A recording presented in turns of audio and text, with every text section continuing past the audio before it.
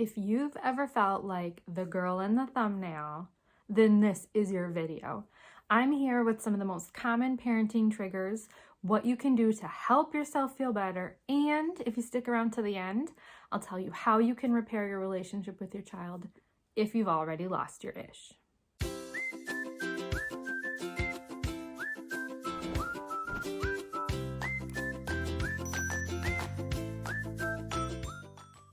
Hello everybody, welcome back to the FREEBIE YouTube channel.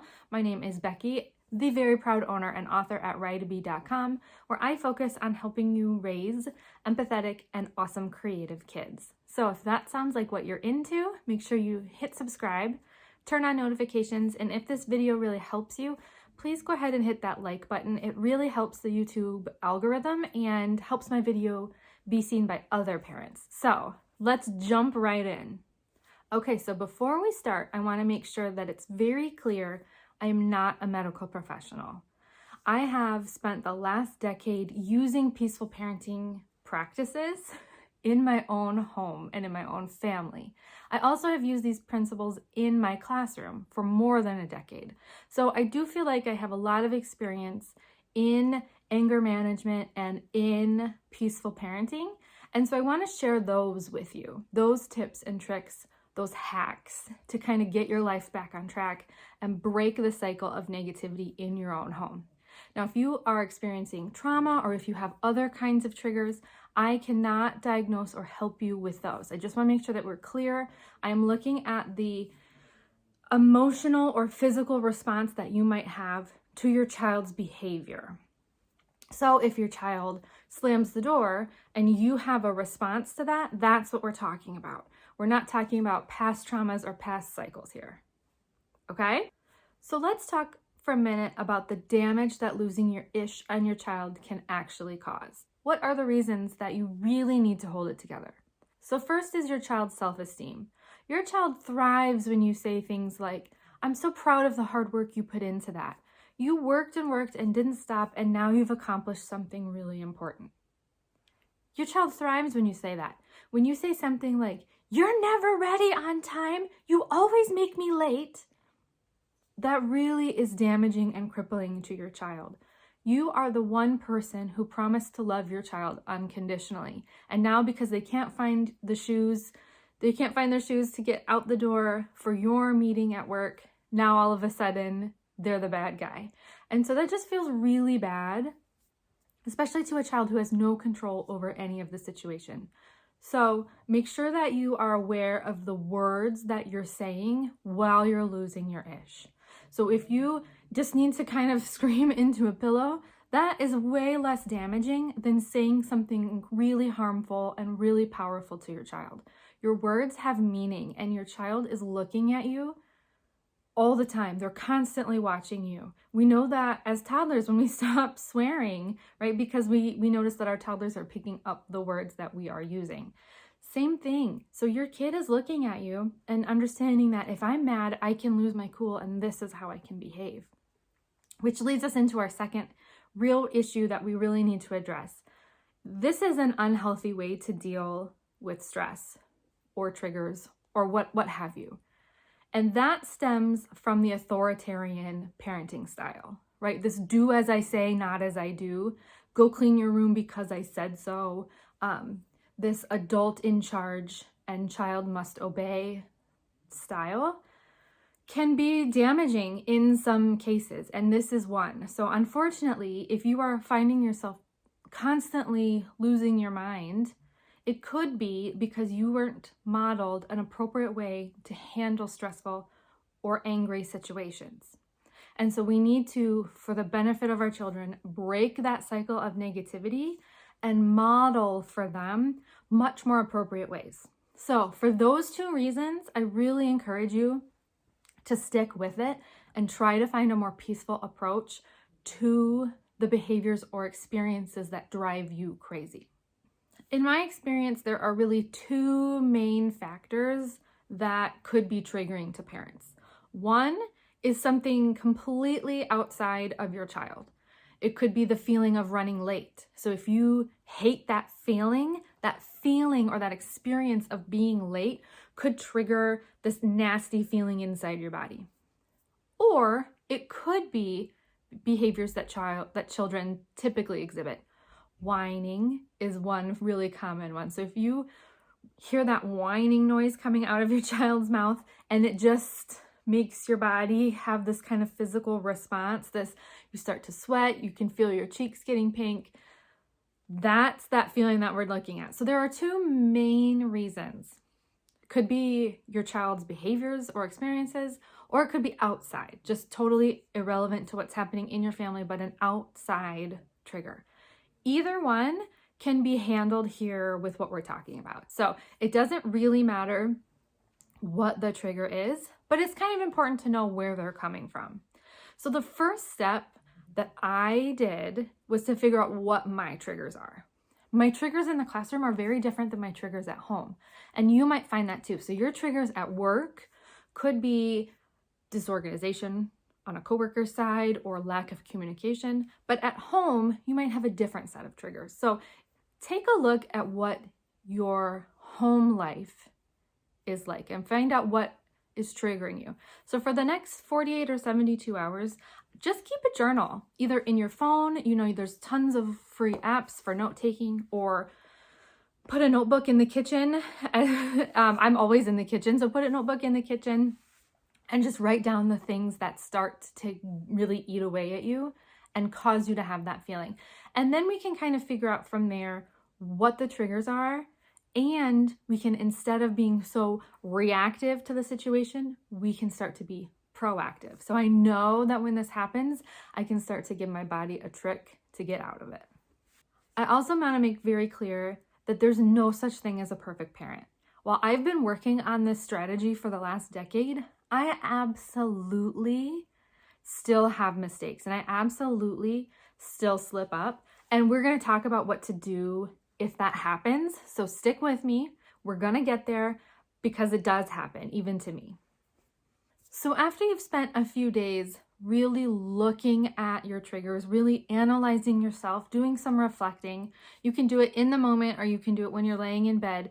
But we really need kind of a running list of all the things, right? So that's kind of the goal, is to make yourself a running list and figure out, was there something that happened more frequently than others? Was it whining 6 times every single day that really set me off? Or was there something that was explosive while the other things seemed kind of minor? So we're looking for patterns in the behavior, okay? That's what I do with children who exhibit emotional issues in the classroom, and that's kind of what's happening here. We as adults are experiencing the emotional issues. So look for patterns. Does it happen at a certain time for you? Is it always nap time? Is there a certain time of day, bath time, nap time, that is really stressing you?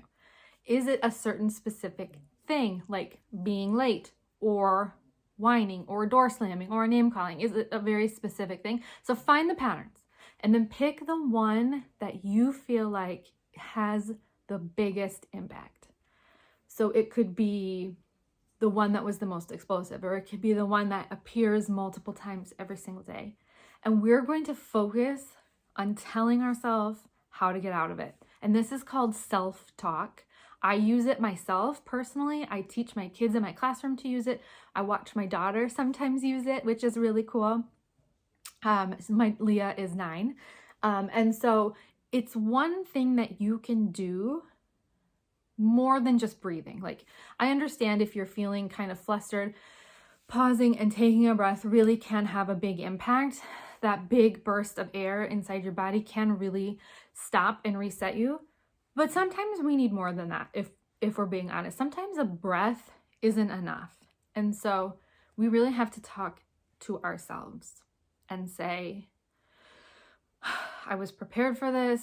This was my goal. My goal is to not blow up. Whatever it is that you need to say to yourself, come up with a mantra. I can do hard things.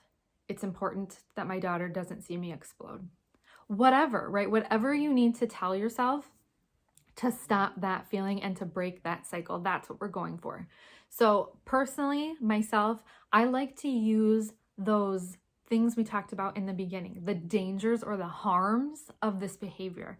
And for me, my biggest one is that I want to model better for my kid. I don't want my kid to think that blowing up on them is how people love each other. I don't want her to get into a relationship later in her life where she feels like that's what love is and that's okay. I want to model peacefulness and appropriateness. And so when I start to feel that way, when I start to get that, my heart beating faster, and I start to get a little sweaty because I'm about to blow, I tell myself that. I say, okay, Beck, pull it together. Leah needs to see you calm. And that's what I do. That's what I say to myself. You can say anything to yourself that stops your cycle. And then I kind of take my breath. I might take a sip of water. I might buy myself any extra second that I can before I put out the fire, for lack of a better word. So before I handle whatever situation is happening. Now, I do have a few triggers, and like I said, they're different from the classroom and in my own home. So in the classroom, spit. I did not like when kids would spit. Spit bothers me. It feels, it just feels bad to me. We won't get into it, but when kids spit in the classroom, that's my trigger. And so if somebody was spitting in anger, one of my aides would notice that and know that about me and would kind of step in and take over for me. However, same thing. So at home, I definitely have some triggers. One is that I hate being asked the same question every single second. So every time at 3 o'clock, my daughter comes to me and says, can I have a snack? She's 9.5. Yes, go get yourself a snack. Like that really upsets me. And so that's a simple fix. There's a way I can be proactive about that. Instead of just constantly living in this cycle, I can have a sit down conversation with her. She's 9.5. She's going to be 10 this spring. And I can say, I need you to know that if it's between 2 o'clock and 4 o'clock, that's snack time. And if you are hungry, you can go to the closet and pick any number of snacks. I buy the snacks and any of them are approved. So go for it. The fruit bowl in my house is always open. It could be any time of the day and you could get up and get a piece of fruit. You don't need my permission for those things. So just do them. And you know what? Problem solved. That trigger is gone. So find ways that you can be proactive about getting rid of your triggers. All right, and if you've stuck around this long, I'm so grateful. I want to make sure that I leave you with important things to do if you've already lost your mind. So if you've blown up on your kids and now they're looking at you like, I don't know what to do. Just take a break, calm down, and apologize. I know this is probably like earth-shattering news to you, right? But if you messed up, you apologize. You model that behavior. How many parents have I seen force their kids to say apologies to other kids on the playground? If you are going to force your kid to say an apology that's probably fake, you better show up and give a real apology when it's deserved. You owe your kids that. And so the other day, I made a huge mistake and I was having a day where I could not shake that triggered feeling. Every single thing was bothering me and I didn't yell, but I did raise my voice and use a more stern voice than my children are ever used to. And so it startled my 9-year-old and she got upset and I owed her an apology. The way I was feeling was not her fault.